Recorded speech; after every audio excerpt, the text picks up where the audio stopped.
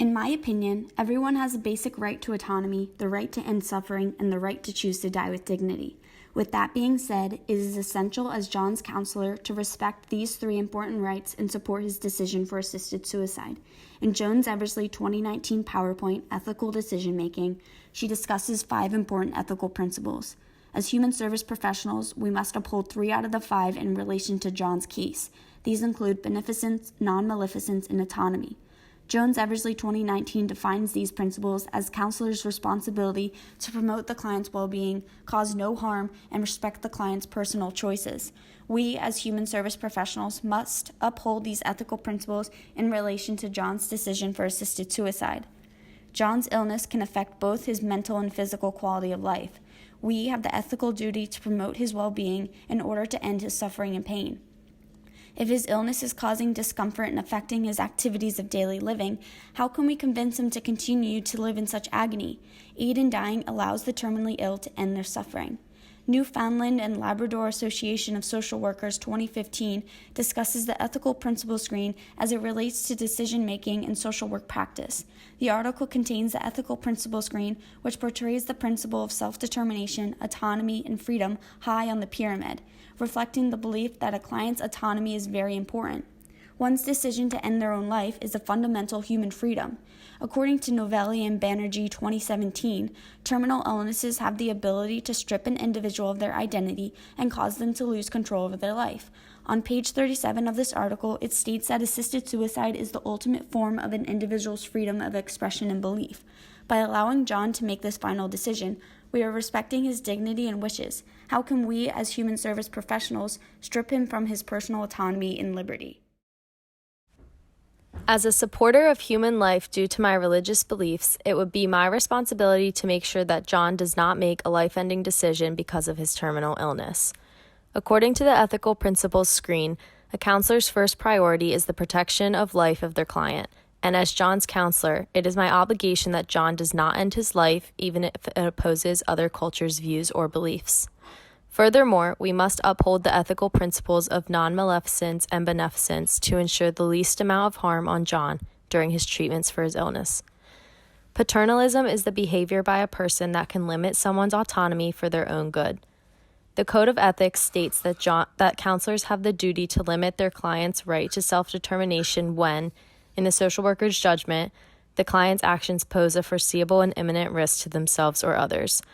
In this case, it is important for us as professionals to use our expertise to influence John in a way for him to see the positive outcomes in counseling sessions. Increasing John's quality of life in a physical and emotional way could help to change his views on participating in assisted suicide.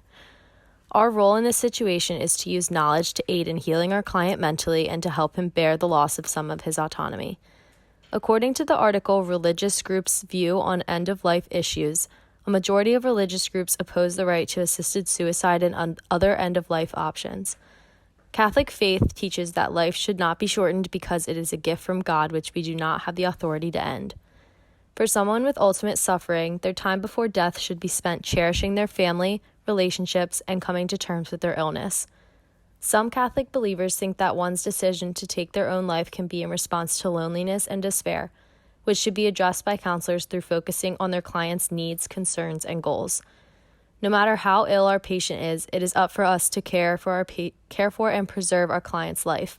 As social workers, it is our duty to provide necessary treatment to our patients. How can we disregard our duties as human service professionals by giving our client the right to end his life without first trying to give him the counseling he may need? I respectfully disagree with your main arguments against assisted suicide. Although protection of life is ranked higher on the ethical principles screen than autonomy, isn't giving him the power to end his suffering and pain protecting his life from more discomfort? We must consider both his emotional and physical well-being as it relates to his quality of life. If his quality of life is poor, then one may believe that ending his life does protect him from pain and suffering, since death is inevitable. The decision for assisted suicide is then justified to end his suffering. Assisted suicide gives people with terminal illness the right to choose the timing and manner of their death.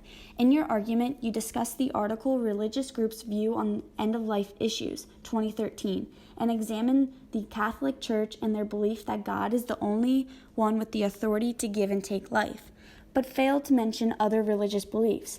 Unlike the Catholic Church, the United Church of Christ supports the right of the terminally ill to make their own decisions in regard to dying, respecting the individual's choice. These two religious institutes have polar opinions. Therefore, who is to decide which religious belief is the correct one? No religious institute should impose their own beliefs on others. In Jones Eversley 2019 PowerPoint titled Code of Ethics, Self-Determination versus Paternalism, philosopher Immanuel Kant states that a person's right to determine destiny is unconditional. This suggests that everyone has the right to choose who they want to be, what they want to do, and how they want to live or die. In John's case, Immanuel Kant would encourage counselors to support assisted suicide in his final decision. Respecting his choice is giving John a peaceful and dignified death.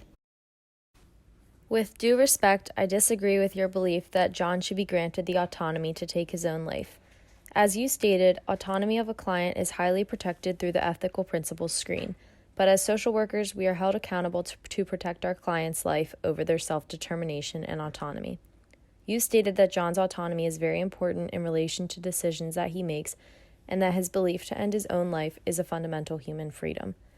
While we as individuals do have a majority of freedoms and the self-determination to make our own decisions, paternalism is what balances our decisions while working with a counselor. According to Jones Eversley PowerPoint titled Code of Ethics, Self-Determination versus Paternalism, early philosopher Plato suggested that people should be protected from each other and themselves. Here, Plato is making the point that a counselor with authority needs to be able to protect their client if they think an action they are going to make is harmful. As human service professionals, paternalism is what gives us the right to take away one's personal autonomy and liberty in order to protect our client. While you stated that we have the ethical duty to promote well-being by supporting his right to death, I believe that we should focus on getting John's quality of life higher so that he wants to live as long as possible. As counselors, it is important to unconditionally support our client, but also to have a caring attitude for the relationships we share with them. According to the article Euthanasia and Assisted Dying, the Roman Catholic View, life is valuable and one's suffering and pain do not qualify as a reason for ending life.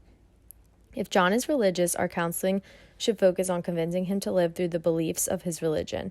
Convincing John to value his life by deciding against euthanasia will allow him to grow in wisdom and character in his last days on earth. In conclusion, everyone has a basic right to autonomy, the right to end suffering, and the right to choose to die with dignity. It is essential to respect John's rights and support his choice for assisted suicide. John's self-determination needs to be respected as it gives him power and control, as he has already lost a part of him due to his illness.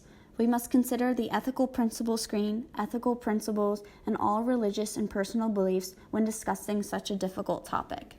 Thank you for your time and for listening to my personal belief regarding assisted suicide and how counselors should respect their client's decision. This topic is not easy to discuss, but I hope you consider my key arguments in supporting John and his decision. Overall, as a counselor with a background of Catholic faith, it is never in my beliefs that a human should take their own life, regardless of their illness. Regarding paternalism, it is the aspect of social work that allows for counselors to protect their clients when they could potentially harm themselves or others. Autonomy is a very important part of our culture as Americans and for the ethical principles screen, but can sometimes be overruled for the good of our clients through paternalism. This is a topic that needs to be discussed with background information and the use of the ethical principles screen and code of ethics to make a knowledgeable argument. Thank you for considering both sides and listening to my beliefs on the topic of assisted suicide and euthanasia.